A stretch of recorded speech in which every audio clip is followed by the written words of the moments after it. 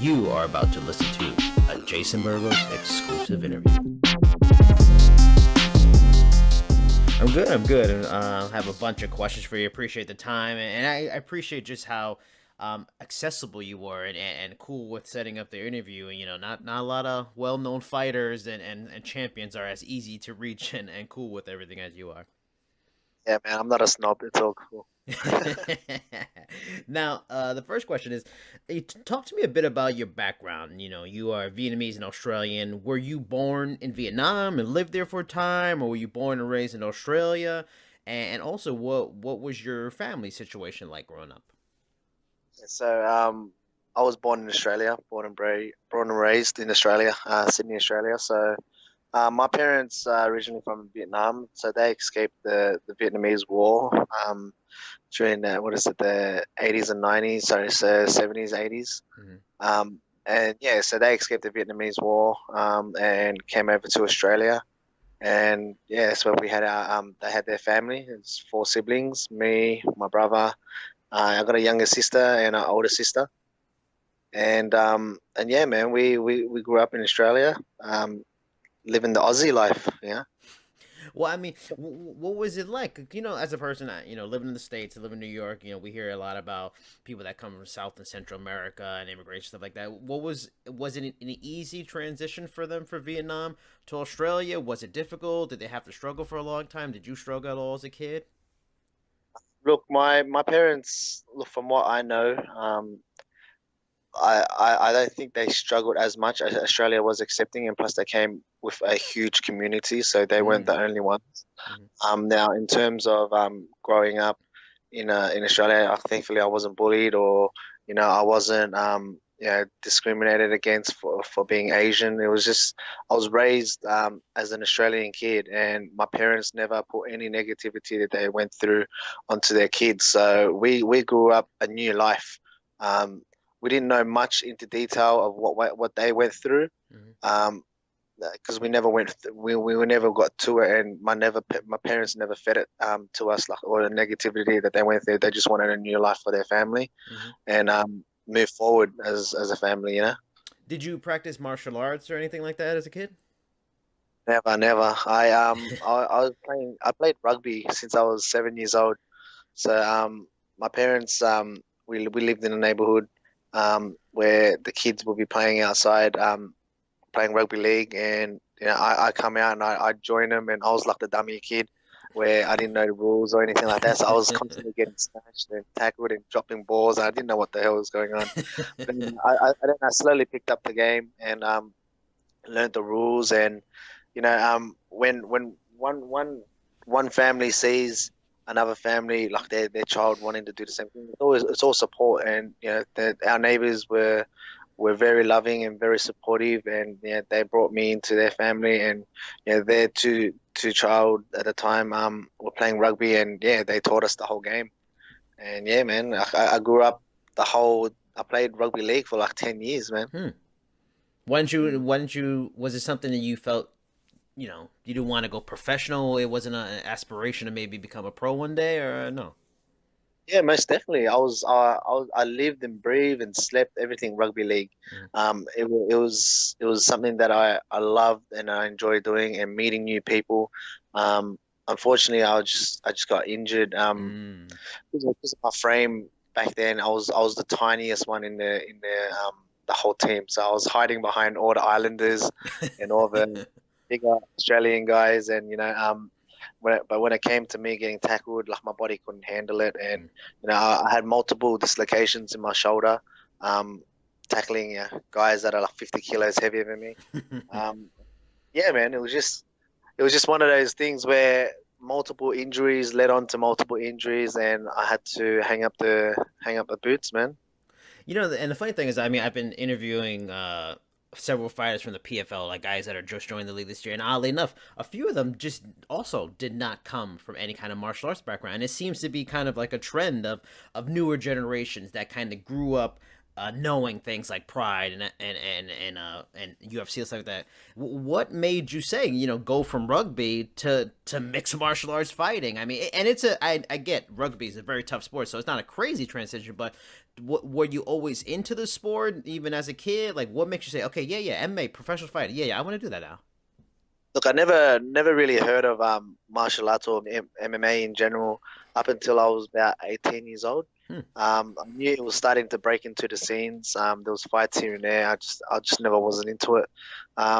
Everything was it was rugby league, and once I hung up the boots, I actually got married and yeah, got fatter. I was going through rehab for my shoulder, strengthening up my body again, and I gained a lot of weight.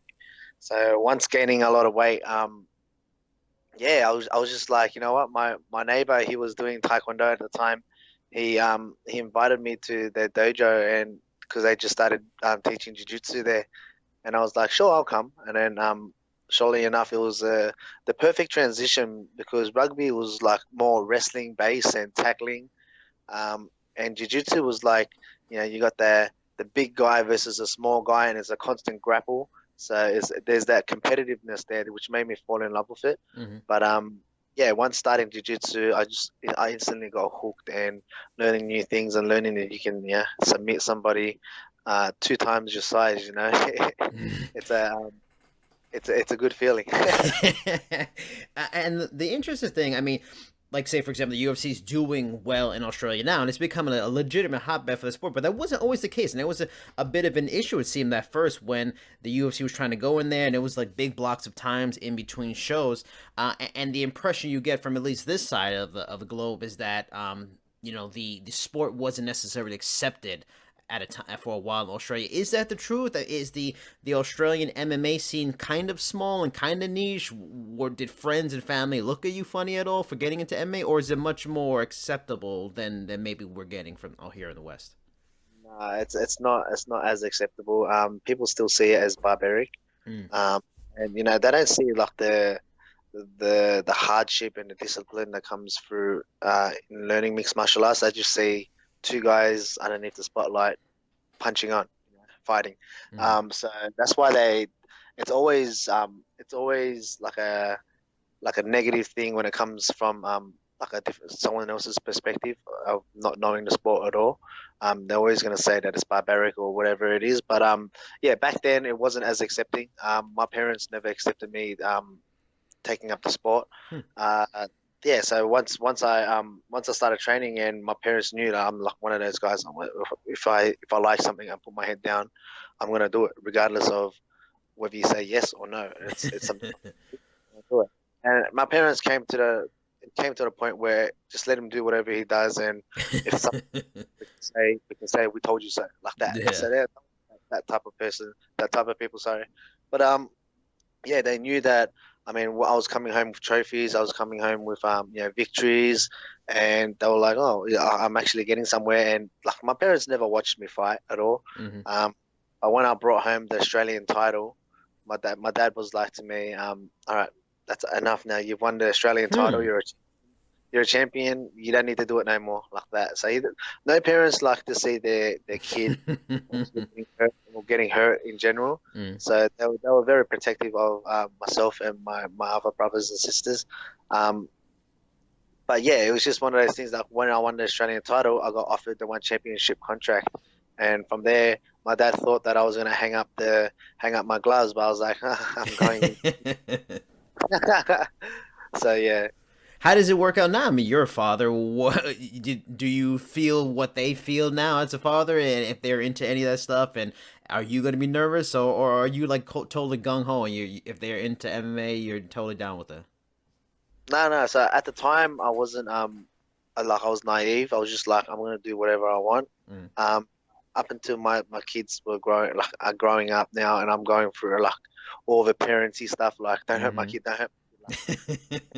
Now I realized what my parents were going through, and it just clicked in my head. Like, oh, my dad was just being a dad. He doesn't like Mm-hmm. his kid. Just like myself, when my son plays sport, I don't like other kids hurting him. I want it to be fun, and that's how my dad was seeing his side of his, like the perspective of his side, and I was, yeah, that's how it was. Now, I want to talk about the Jadamba fight, which ended in spectacular fashion with you landing some nasty low kicks and then led to the flying knee.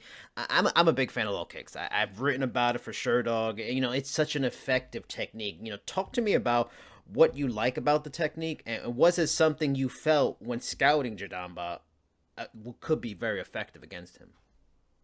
Look, to be honest, we weren't even looking for it. Nice. Oh my God, yeah. So my game plan, that whole I need a new general to tell me what to do. My plan going into that bout with Jadamba was to tire him out Mm. and knock him out, and that was it. And tire him out, I wanted to like make him miss. I wanted to chase. I want him to chase. I was attacking the body more. Surely the leg kicks were there, but the leg kicks were there as a distraction to attack the body and make him move and chase me, get him frustrated.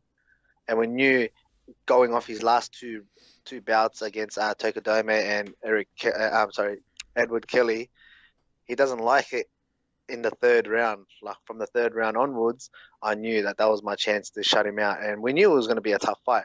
We just didn't know that it was just going to finish in the second round. So Now, in an interview before this fight, you mentioned the switch to Hardknocks as being about getting out of your comfort zone. You know, the question for me is why you felt the need to do that now, since you have had a successful career, been a two-division champion, you know, working out where you have been. Did the losses to Bellingon and Fernandez make you feel you had stagnated a bit and in your growth potential, and you feel that you needed to make a move?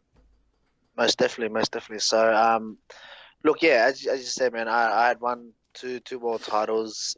It was my old gym, and I was like, you know what? If I can do that out of this gym, there's no need to move anywhere else up until when I fought Bibiano and then I fought Christian and then I fought Bellingon. I personally noticed there was no change. There was no enhancement. I was still the same fighter and everyone around me was getting better and I wasn't going nowhere, you know? Mm-hmm. And it just clicked in my head like, look, I don't like being away from my family. That's why I chose to do everything in Australia. And I get homesick pretty bad. So leaving my family, and for example, I booked a 8 day end of camp peaking camp in AKA Thailand, and I came back in a day and a half. It was just that's how bad my homesick was. So yeah, it was just one of those things where I couldn't leave my family, and it took my wife to tell me to get out of the house. And Anglo was here at the time, and they were all getting like we're all here as a big family, and we're having our family dinners and our days out together and everything. And my wife knew that like having Angla and Katie around, they were like the same family as us, so that would make me feel like I'm at home anyway. Mm-hmm. So yeah, it took my wife like honestly courage to step up as a parent, to take on the father and the mother role. Mm-hmm. 3 kids, and tell me to get out of the house. You need to get out of your comfort zone. You need to get out completely and evolve, because everyone else is evolving and you're not. And it was all mainly mental for me. But yeah, stepping out of the circle, I wouldn't ask for anything else now, you know.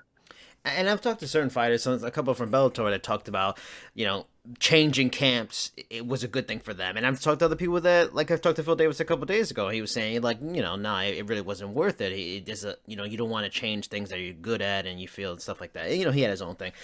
But when you come to that decision, is it, you know, difficult, especially with these coaches and training partners and friends and family, and you've had success? Is it difficult to break that news to them? Like, look, guys, I gotta go. You know, I feel like, are they resistant? Are they trying to say, no, you shouldn't, we'll change the things? Or are they like, all right, no problem, we get it? Well, obviously, my old head coach was the one that was telling me, "Nah, it's not green on the other side." But really, it is. Like when you step out of your comfort zone, and all my teammates and all my training partners at my old gym, they understood. They go, "Man, you need to go. Like, if you feel that this is going to help you, or if you're willing to take that chance out of your comfort zone, to enhance your skills and get better as a martial artist and also as a man, man, you need to go. They only want the best for me. So that's how I took it, and that's what I like. It just pushed me over the line. Like, I'm gonna go. One person's telling me no, the other tens of thousands of people are telling me, yeah, go. You need to go. Going to Hardknocks, being all around the gym, they weren't there to change my fight game. They were there to build and sharpen. Mm-hmm. And that's how I felt. I wasn't being changed from, okay, you're a stand-up fighter. We're gonna make you a ground fighter now. Like it's not.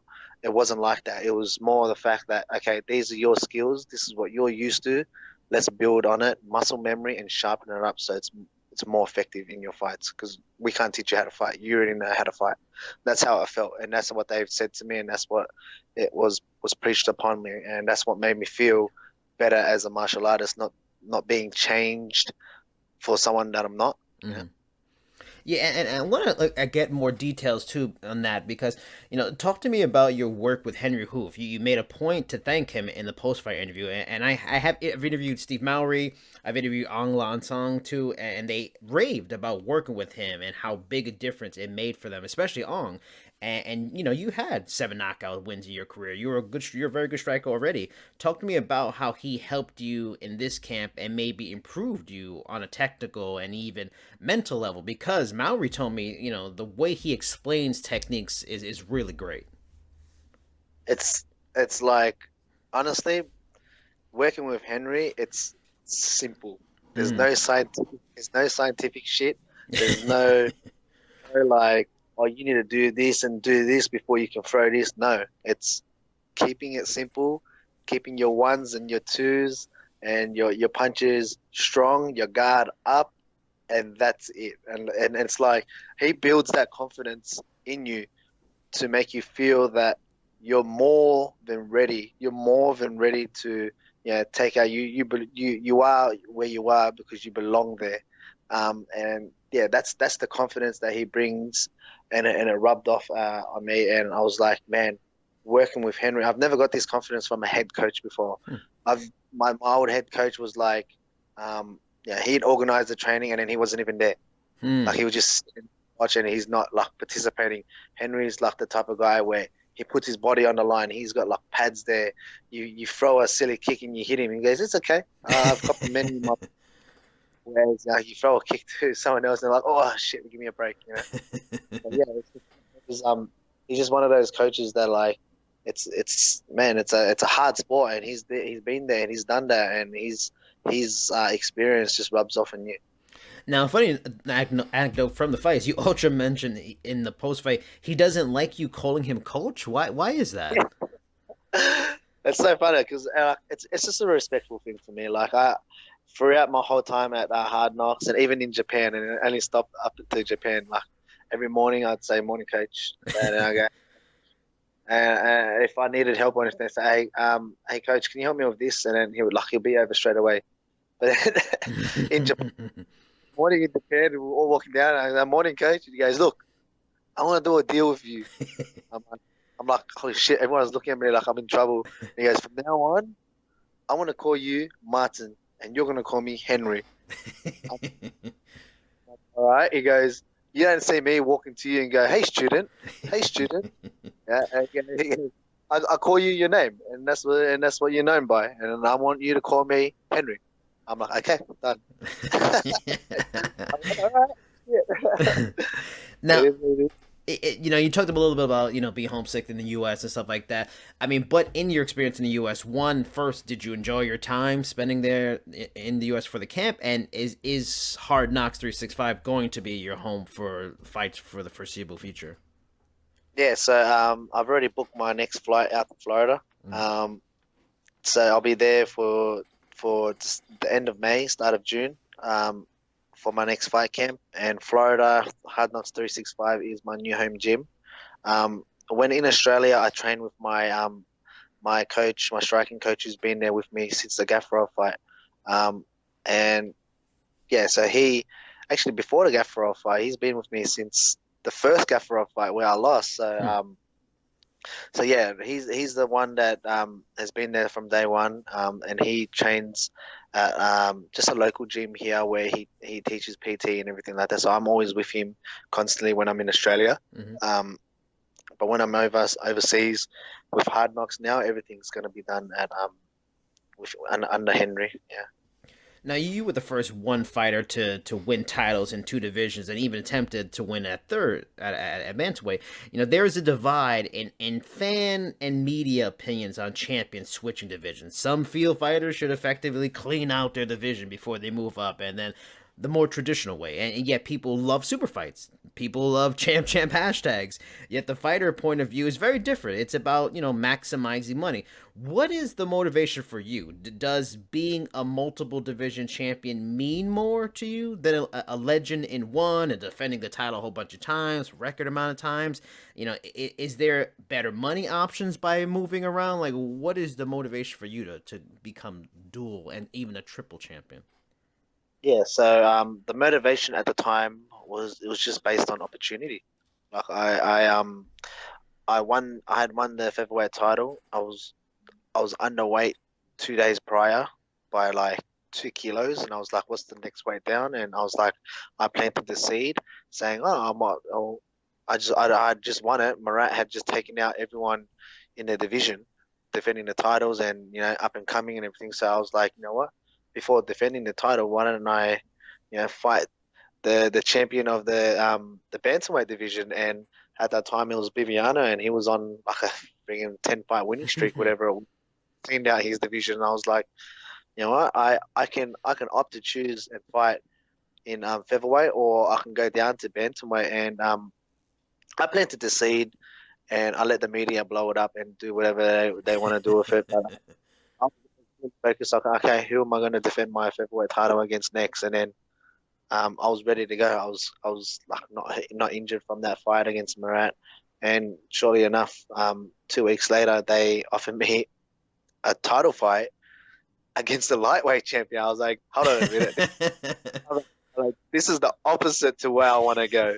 I wanted to go down. They're making me go up. And I was like, in my head, I was like, at the time, Edward was my friend, and he had the belt, and I knew everything where he'd gone through, because we were talking about it in LA, and he goes, he'd won against Shinya. He worked so hard about it, and he fought a good fight, and he won it. And I didn't want to take any of that glory away, or potentially take any of that glory away. And so I reached out to Edward, and I said, look, one has offered this fight. I don't want to take it, but it's what do we do from here? Mm-hmm. And then he said to me, I don't want to fight you because I know everything you've gone through to get this belt, and I don't want to be the one potentially taking it away or whatever it was. But he knew, man. In my head, I realized that after talking to him, he knew that he wanted to take this fight because he thought I was an easy fight, being the smaller guy. So I said to him, look, I don't know what to do. What do you want to do? And he basically said to me, look, at the end of the day, we're martial artists and we're here to fight, and we have to do what we have to do. So in my head, he's just like spat on our friendship, and then let's fight. So I'm like, okay, let's do it. I'm gonna stuff that.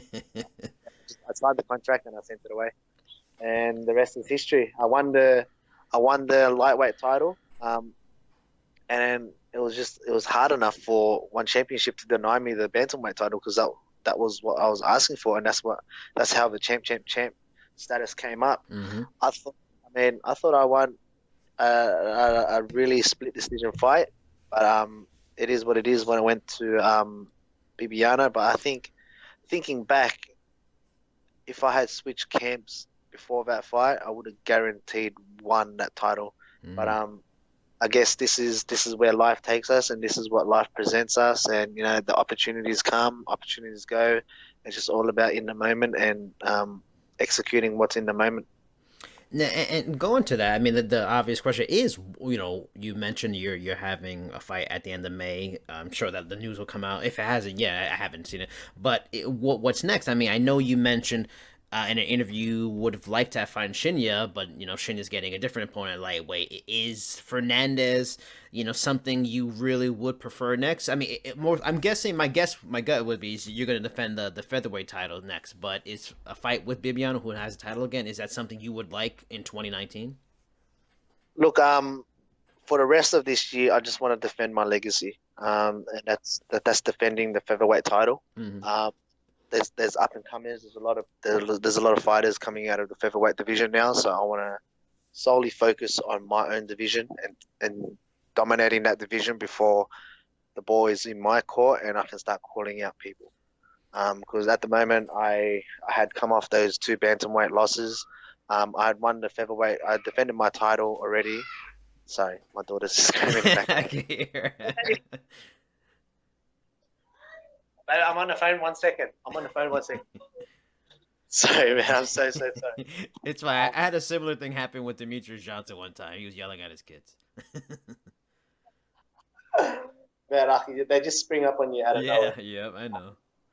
Yeah. So at the time, I want to take out this whole division first before I call anyone out. I just come off 2 bantamweight losses, so I didn't want to feel like I still have power at all. I want to regain all the trust and the ball in my court before I start making my next moves. Now, before the new era event, you were one of the few people to pick Nguyen over Eddie Alvarez, and you also said you felt he had lost his hunger. First, did you feel a big, I told you so moment when the fight played out like it did, and what's specifically about Eddie of late made you feel like he had lost his hunger? Do you feel it's just a natural thing as a fighter with as much success at his age that he's had, or did you feel like there were certain tells in his recent fights that made you go, he's not the same guy that we all remember? Yeah, look, I watched I watched the fight where he won the title, and I was like, holy shit, this guy is like on a new level. Mm-hmm.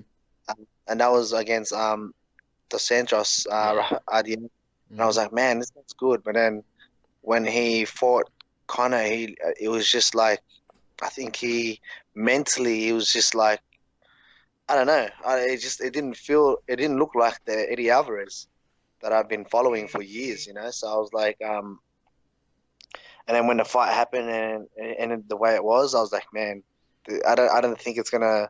Like, I think this bout here is going to affect him a lot because he just won it. Mm-hmm. And it was his first defense and he lost it.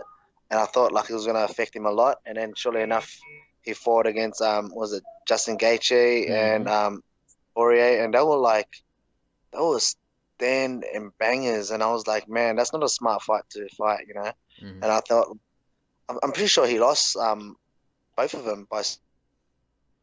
Yeah, he beat Gaethje, but he lost. He was the no contest with the Poirier the first time, and then he lost the second time. Yeah.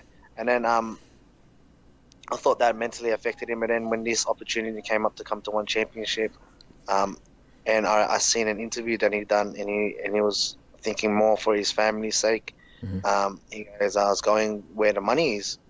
I mean, he goes, UFC had offered, Bellator had offered, but one championship had offered more. Mm-hmm. So he wasn't fighting for just the sake of fighting and building his legacy. He's fighting, obviously, for the money. Mm-hmm. And that's how I thought of it. And at the time, I was thinking, and I go through all shit through my head scenarios to see what's the best. And I'll be doing the same thing, setting up my family. Coming to his age and coming to his peak of his career, I'll be doing whatever I can to be. Family is number one for me, so I was always in it to set them up, no matter what. Mm-hmm. Just in that interview, just hearing him go through that interview, saying this is where one championship has offered a lot more, and it's a smart move for him to come to one championship. And then when they offered the fight against Timothy, I was like, man, Timothy's another level, man. Timothy's like, he's on that Russian one gear, or nothing, So coming to that fight, I was like, man, everyone is picking Eddie, as you would. Mm-hmm. Everyone was picking the UFC guy, and he was the ex-champion, and all of this build up behind Eddie, which was building Eddie up, but everyone was underestimating Timothy's skill and his his mindset, because you can never underestimate someone who's on a mission, and surely Eddie Alvarez was on a mission to get that title, 3 titles never done before. Sure, yeah, that was his mission, but I put Timothy in the same case as myself. Everyone was writing me off when it came to Marat Gafarov, because Murat Gafurov was on that high streak. He was finishing everyone in the first round, and the whole lot. And so I was a 10-1 underdog, and I know what it feels like to be an underdog, and you just have that extra hunger inside you to make sure that your hand gets raised at the end of the day, and that's what happened, man. Now, two more questions. I really appreciate it. Give me a lot of time here. I thank you a lot. The a new era event was jam packed with a bunch of fights and title fights, and you completed not too long after. Was there ever a point where they contacted you about being on it, or did you look at the card because you went there, you loved the crowd, how it went, that you were like, damn man, I wish I could have been on this, or did you like the spot you were in? You got to headline the event, and had the spotlight on you, and weren't kind of lost in the shovel of a super massive card. Yeah, no. So a new era. I was meant to be on that card. It was announced when it was announced last year. Mm. I was meant to defend my title against either Shinya or Edward Hmm. at that time. It was yeah. It was no. It was no. Yeah, I was meant to defend my title against Shinya Aoki, and that was the pure focus of getting there and fighting on that card and main eventing that card. But then I had to give up the title due to injury, and it is what it is. But when I found out that Angla was fighting on the card, and Henri Hooft was going over there, and I was training in Florida at the time, and I got invited to come over and be a part of the crowd, be a part of the VIP, and I was like, you know what, I'll kill two birds with one stone. I'll go over there, Mm-hmm. I'll support Angla, and I'll train with Henry for my last week. And it was just basically it was the perfect moment because I got to train with Henry every single day, which it just ultimately built up the super confidence in me, and my striking and everything that we had been working on prior to going to Japan.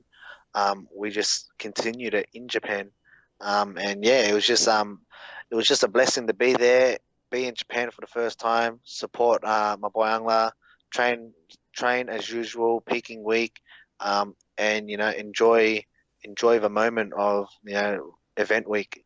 And when it came to my time, I was already hyped up from that a new era week, and I was like, man, I'm ready to go. I can't wait to fight. Now, last question. It's about you. What are some of your passions away from fighting? Obviously the family takes up a lot of time and stuff like that. But I mean, are you a video game fan? Are you a Netflix binge watcher? Are you a superhero movie nerd? You're gonna go see Endgame in the first weekend, or maybe you're big into history, or bottle I'm, cap I'm just a, collecting. I'm just a regular guy, man. But the main things I like, obviously, I like my gaming. I like the game, and I like to associate with other people through gaming, and it's a different world. So I have like the same Demetrius Johnson vibe. I'm just not like a Twitch. I'm a closet gamer.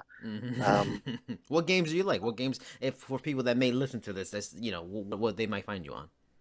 so if I'm playing on my PC, then I'll be playing CS:GO, so Counter Strike, as well as Overwatch. Mm-hmm. And if I'm playing on my console, then I play FIFA 19 or Grand GTA 5, whatever it is from there. Do you like playing fighting games? Because I remember I talked to Chatri the first time I talked. They would talk about the one video game is coming, and I've talked to UFC guys, and they don't really like to play as themselves and play the video game because they're fighting. If they have a one game, will you play that, or nah? Do you want to play? I fight for real. I'll play it just to try it out and make sure they make my character right. But other than that, I'm more of a first-person shooter or a sports game. Are you a big movie enthusiast? So are there favorite movies that you love? Not really, man. I like to binge watch. Me, my wife and I like to binge watch like TV shows. So I like to watch How to Get Away with Murder, Hmm. and we both Games of Thrones and all that. Yes. What'd you think of the first episode this season?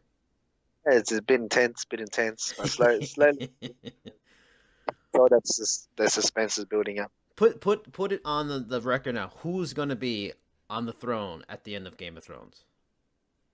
On the throne again, the Game of Thrones. Yeah. I reckon. What's the little girl's name? Stark. Oh, Um, Arya.